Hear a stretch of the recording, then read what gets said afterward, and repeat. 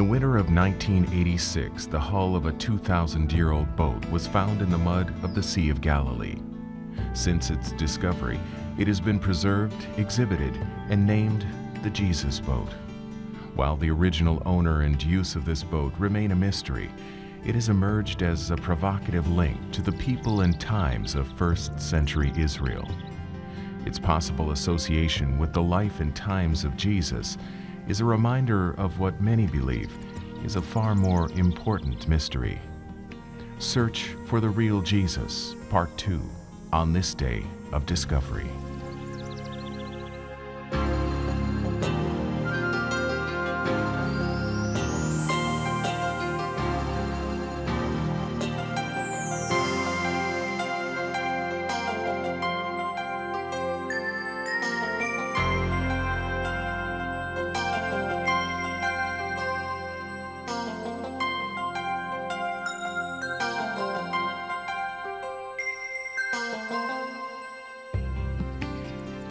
This is the land of the Bible, modern Israel. Here in this land, visitors from all over the world discovered themselves deeply moved by simple road signs bearing names straight from the pages of the Bible, like Hebron, Jericho, the Dead Sea, Nazareth, Bethlehem, Galilee, and Capernaum. Today in this museum, located on the shore of the Sea of Galilee, another site is capturing the imagination of many. Here on the grounds of the kibbutz of Nof Ginnesar, a growing number of visitors are hearing the story of an important archaeological find. A boat so old that it was very likely a part of the fleet sailing and fishing this lake at the time of Jesus. Here at the kibbutz Nof Ginnesar, remains of what has now become known as the Jesus Boat was found 4 or 5 years ago? No, it was found 14 years ago, in 1986, in February. The level of the lake was very, very low, and two brothers from kibbutz Ginnosar, the kibbutz next to the museum, were walking along the shore, about 300 meters from here. Suddenly they found, stuck in the mud, a couple of Roman coins. And then they figured, Roman coins, there should be something else. And they looked closer. And then they found about 10 iron nails. And they said, well, if there are iron nails here. Something else. And then they looked very, very closely. And then they saw, stuck in the mud, a rim of a boat. And that was, pretty amazing. And exciting for them at that time. Well, they didn't know anything about the boat, so they called their father, who was a fisherman on kibbutz Ginnosar, and he came and they said, Father, did you ever see this boat? Because they thought maybe it was just a fishing boat that sunk a couple of years ago. And their father said, no, I never saw a boat like this. And then they knew that the boat must be very old if their father didn't know the boat. And then luckily they called the Ministry of Antiquities. And they came immediately, and after one look at the boat, they knew it was very old because of the building technique that was used. So they had one look at the boat, they said, well, the building techniques are very old, used until 2,000 years ago. But of course, that's not scientific enough, so they sent a piece of the wood for carbon-14 testing, and then they discovered that the boat is 2,000 years old. Pretty amazing. How did they bring the boat out of the shoreline? Oh, that was very, very, very complicated. It was because what happened, they found the boat because the level of the lake dropped. It was February, in the middle of the winter, so they had this boat stuck in the mud. And many people from the kibbutz and from the Ministry of Antiquities, and actually also from the American Embassy, came to help. I think 8 days and 8 nights, they dug the boat up from under the mud, and they had a big problem because it started to rain again. So the level of the lake started to go up again, so they had to put pumps. It was a very exciting story, and also they didn't want anybody to know about it, not the press, nobody, because then they couldn't, work. People would come and look and touch, and that would be. So they dug the boat out of the mud, and then they sprayed it. The conservator of the boat, Orna Cohen, she had this very good idea. She sprayed it with polyurethane. It's like a synthetic plastic foam. And they sailed it to where we're standing, well, a little bit outside to where we're standing now. And they built a conservation pool for the boat. And they put the boat in the conservation pool. And it was there until 6 months ago. Recently on display here at Afghanistan. Yes, and the conservation or the preservation of the boat was extremely complicated because 2/3 of the wood is water. Mm-hmm. So they had to take the water out of the wood and replace it by wax. It sounds maybe very simple, but it was very complicated and took a long, long time. And there were many problems on the way. There were bacteria found in the wood, and they used fish to. It wasn't an easy process. What made it also extremely complicated that this boat is built out of 11 different kinds of wood. But we succeeded. And we've got an amazing artifact here. Now, you call it the Jesus boat. How is it named that? I mean, is it truly a boat that goes back to the time of Jesus and would have been one used by him? We don't know if Jesus used this boat. We don't know because he didn't write his name. It's the mystery, I guess. This is the mystery of the 2,000-year-old boat. 2,000 years ago, we know there were Romans here. Christianity started. Could just have been a boat from a fisherman. But what we do know, that this is a type of boat used on the lake 2,000 years ago. We know it because of descriptions of boats from that time. And also where the boat was found in Migdal, there was also a mosaic found with a picture of a boat, and exactly the same boat. So we don't know exactly to whom this belonged, and you can use your imagination, but this is definitely the type of boat Jesus sailed on, or at least saw this boat. This we know for sure. Well, thank you for taking care of this boat, the Jesus boat, for us to be able to see. You're welcome.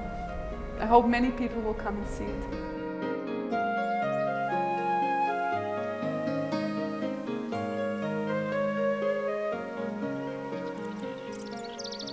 And here now coming into port is what is called today on the Lake of Galilee a Jesus boat. It's used for pilgrims and tourists who come to see the shoreline and the beautiful waters of Galilee. One thing's pretty sure, it won't be coming into this floating dock, which gives us another picture of how dangerously low the Galilee is right now. Also helps us to understand how a boat could be discovered after being submerged for 2,000 years.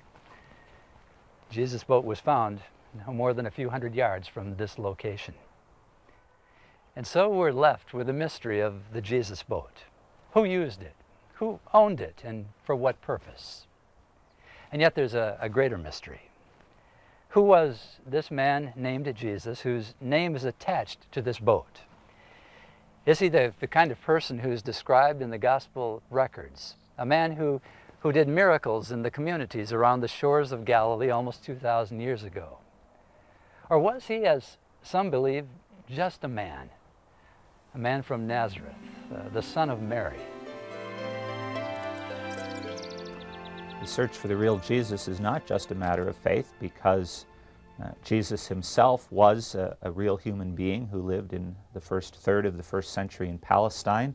There is evidence for the existence of Jesus from a number of non-Christian sources, Jewish, Greek, and Roman, all from the time period of the first century and soon thereafter.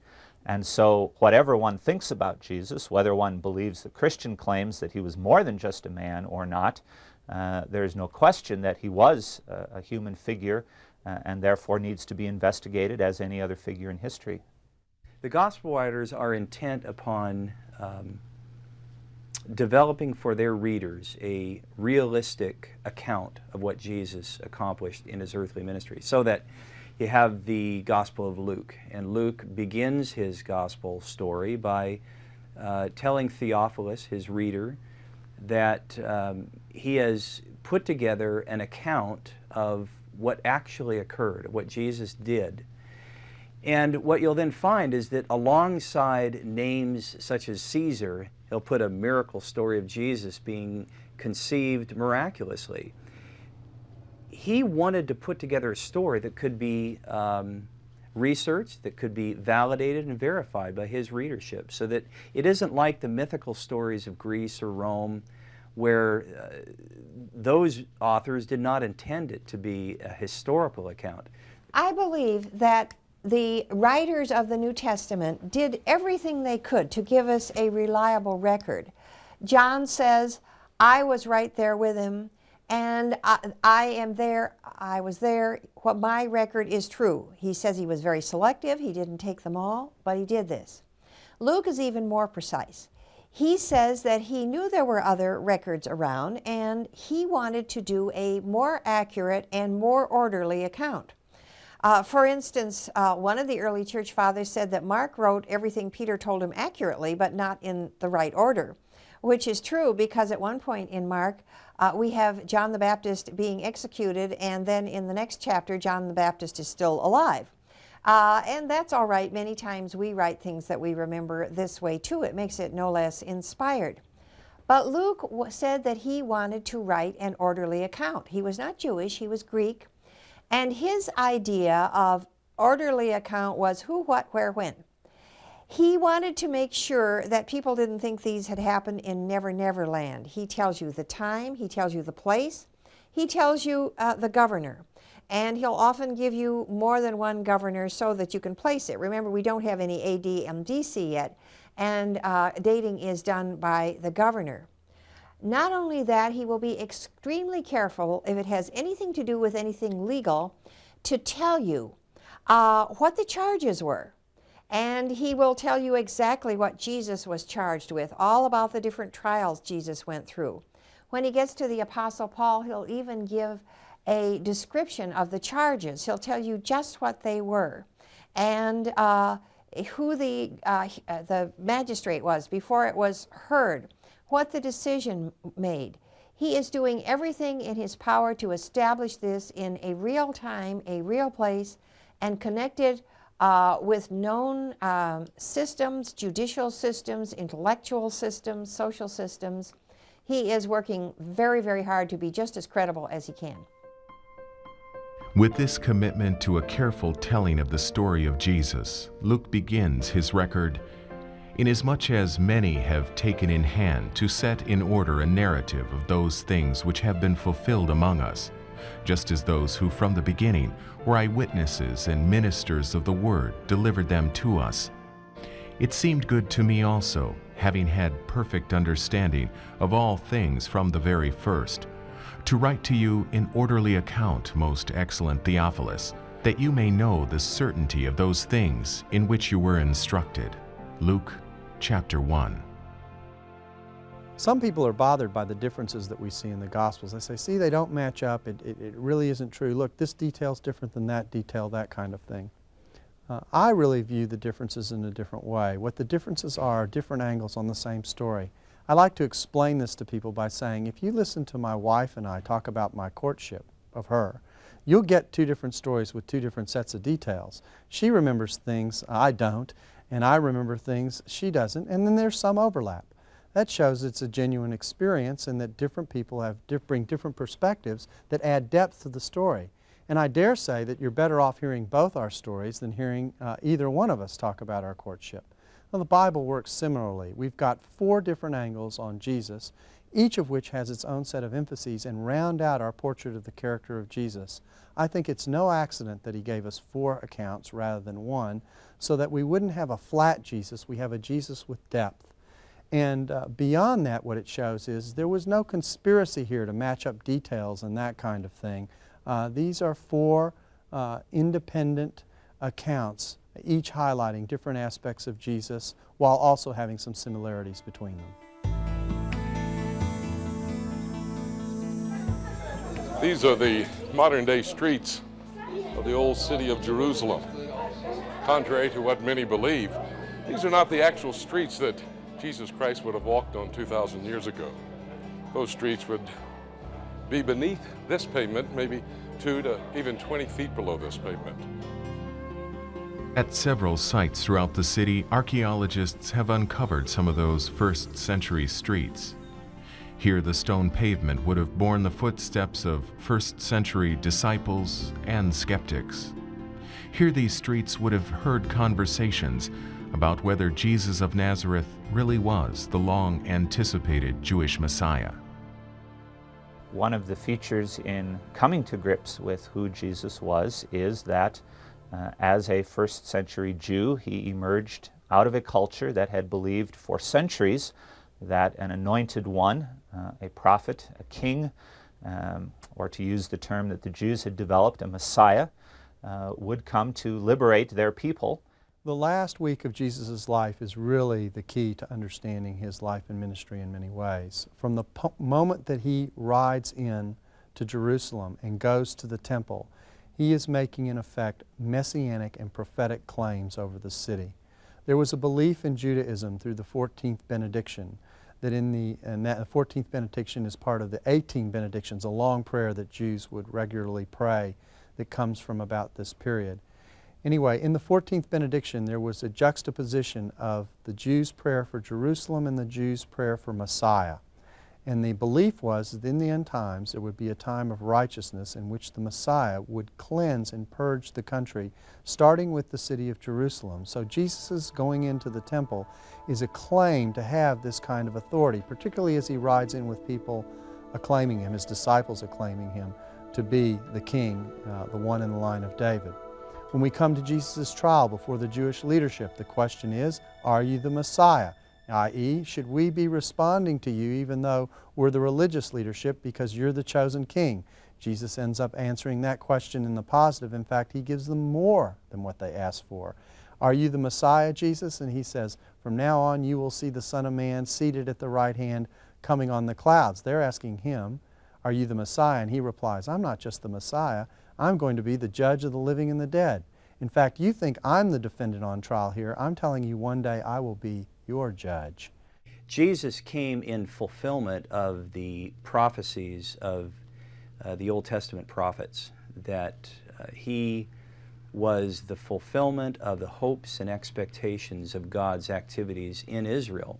And therefore, it's extremely important for us to look at the prophecies of the Old Testament if we're going to really understand who Jesus was. There are a number of passages from the Old Testament that have traditionally been taken as prophecies about the coming Messiah, and critics sometimes point out that a would-be Messiah could, as an adult Jew, have learned those prophecies well, and as we would put it today, sought to fill the job description.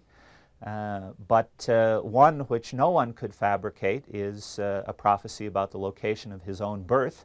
And in Micah 5:2 we read that the coming ruler of Israel was to have been born in Bethlehem, which in fact is where the Gospels describe Jesus having been born, a very small city of perhaps no more than a few thousand, perhaps even less than that in the first century, which radically narrowed the potential pool of messianic candidates. But you, Bethlehem Ephrathah, though you are little among the thousands of Judah, yet out of you shall come forth to me the one to be ruler in Israel, whose goings forth are from of old, from everlasting. Micah chapter 5. Christ was challenged by his enemies to give them proof that he was actually what he claimed to be, the Son of God. And his adversaries recognized his claim. They challenged it and asked him to prove it. And in John 8 and John 14, Jesus gave two proofs that he was actually the Son of God, his words and his works. There are several categories of miracles that the Gospels claim Jesus performed. Perhaps the most common is physical healings of people with various maladies. Related to that was what we would call exorcisms, casting out of evil spirits from people. Then there is a smaller category that scholars often call the nature miracles, one-of-a-kind events such as Jesus stilling the storms, walking on the water, feeding 5,000 with a very small amount of food. And some would then separate off the resurrections, not simply Jesus' own, but the bringing back to temporal life of several individuals during Jesus' ministry, that could then be considered a final category. One of the simplest and yet what may be one of the most helpful distinctions between scholars is what they bring to the table. Do they believe in the supernatural or not? And if you do not believe in the supernatural, if you hold to a naturalistic worldview, you are going to look at Jesus very differently. And you are going to say, well, okay, the Bible claims that Jesus raised somebody from the dead like Lazarus. Well, of course, that couldn't have happened then if you have those naturalistic presuppositions. That will be very different from conservative scholars who say, if there is a God, this God is pretty capable of doing some supernatural things, so we might expect to find some supernatural evidence of Jesus' ministry. Jesus is offering himself to Israel as her Messiah to institute a kingdom in fulfillment of God's covenant promises to David, and each miracle shows something of the nature of the kingdom that he has come to establish and conditions in that kingdom if he is received as Messiah. For instance, it's a kingdom in which there is no sickness, disease, blindness, because Christ will grant healing to the nations. It's a kingdom in which all nature is under his authority, a kingdom in which there is no death. And so the miracles really portray the nature of the kingdom that Christ has come to inaugurate. And so the central reason the Gospels give for Jesus' miracle-working ministry is to demonstrate that God's kingdom is in the process of arriving. And if the kingdom is arriving, that means that the king is arriving. And so there are implications for Jesus as the Messiah that emerge very centrally from this aspect of his ministry.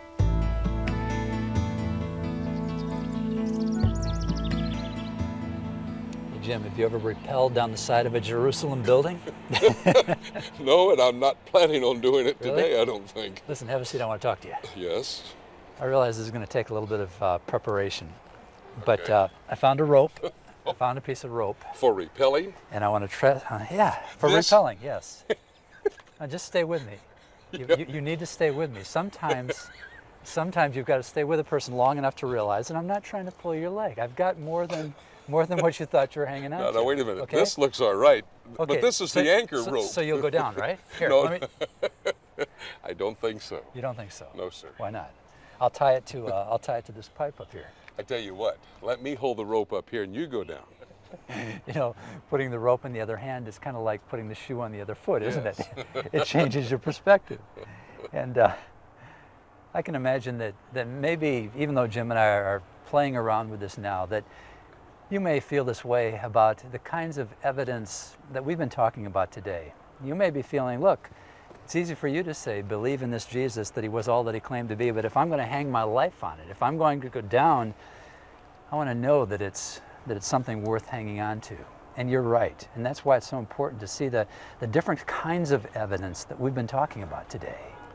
And we've seen today that when it comes to evidence that demands our trust, the search for the real Jesus is different than the mystery of the boat that bears his name. At first thought, we might think that the mystery surrounding the boat is far less than the mystery about the identity of Jesus. And yet when you think about it, even though the boat is physical, material evidence dating back 2,000 years to the time of Jesus, we don't have any written records explaining who this boat belonged to or what it was used for. The evidence for Jesus is different. For him, we have the 4 gospel records, all claiming, from a slightly different perspective, that Jesus fulfilled prophecy, walked on the water, and rose from the dead. Now again, we realize that when it comes to a matter of your own security, of your own safety, when it comes to an issue of whether or not you can hang on to this evidence for your own good, the identity of Christ is far too important of an issue to just take someone else's word for. And so if you haven't yet made up your own mind, I'd encourage you to read the gospel accounts for yourself.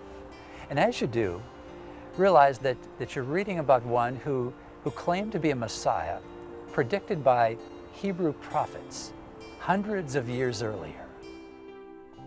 According to the New Testament record, after Jesus' resurrection, he said to his disciples, "These are the words which I spoke to you while I was still with you, that all things must be fulfilled, which were written in the law of Moses and the prophets and the Psalms concerning me." And he opened their understanding, that they might comprehend the Scriptures. Then he said to them, "Thus it is written, and thus it was necessary for the Christ to suffer and to rise from the dead the third day, and that repentance and remission of sins should be preached in his name to all nations, beginning at Jerusalem. And you are witnesses of these things." Luke chapter 24.